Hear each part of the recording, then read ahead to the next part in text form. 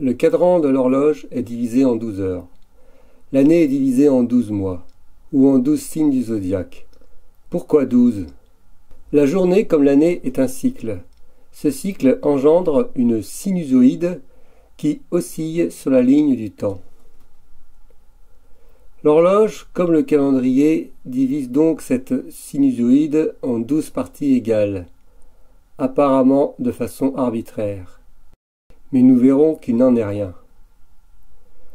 Alors le demi-cycle se divise en 6 parties égales. Dans la même logique, on peut aussi diviser l'amplitude en 12 parties égales.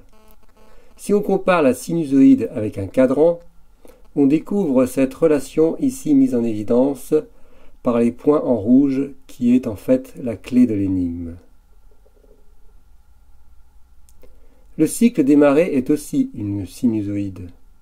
Curieusement, les marins utilisent la règle des douzièmes pour déterminer la hauteur du marnage.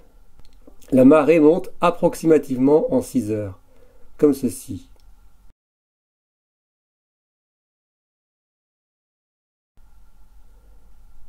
Elle descend de la même manière, toujours en 6 heures.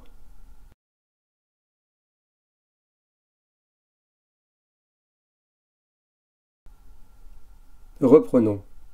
Au début, elle monte d'un quart en 2 heures. Puis elle monte encore d'un quart, mais cette fois en seulement 1 heure, soit 2 fois plus vite. C'est la mi-marée. Ainsi, à 8 heures, la marée monte d'un quart, et à 9 heures, la marée monte d'un demi.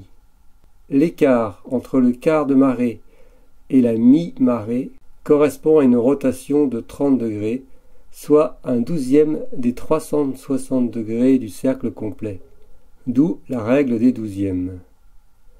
Ceci est symétrique en haut.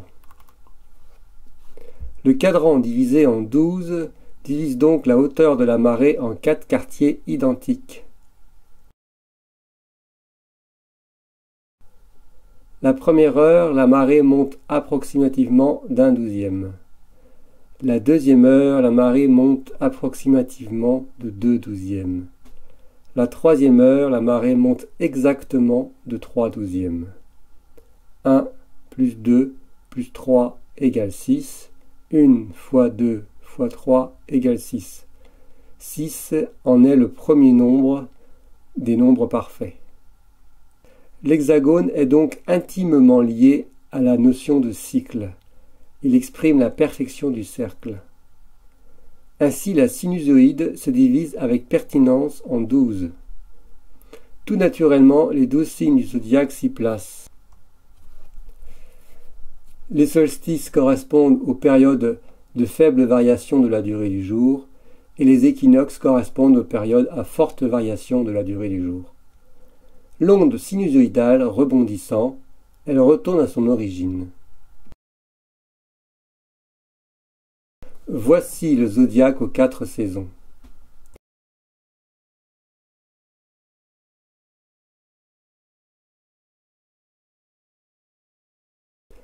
Voici une variante qui consiste à placer 2 cycles du zodiaque sur une période.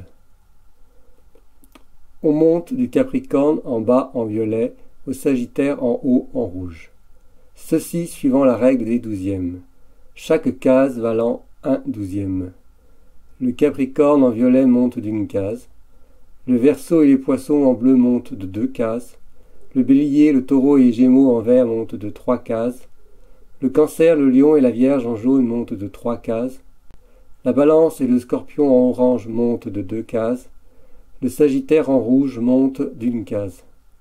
Curieusement, cette progression irrégulière correspond avec les nombres de croisement des signes hexagonaux. 0 croisement pour le Capricorne, 1 croisement pour le Verseau et les Poissons, 2 croisements pour le Bélier, le Taureau et les Gémeaux, 3 croisements pour le Cancer, le Lion et la Vierge, 5 et 6 croisements pour la Balance et le Scorpion, 7 croisements pour le Sagittaire. La matrice hexagonale est donc conforme au cadran divisé en 12. Elle en détermine 4 secteurs qui sont donc ici les 4 saisons.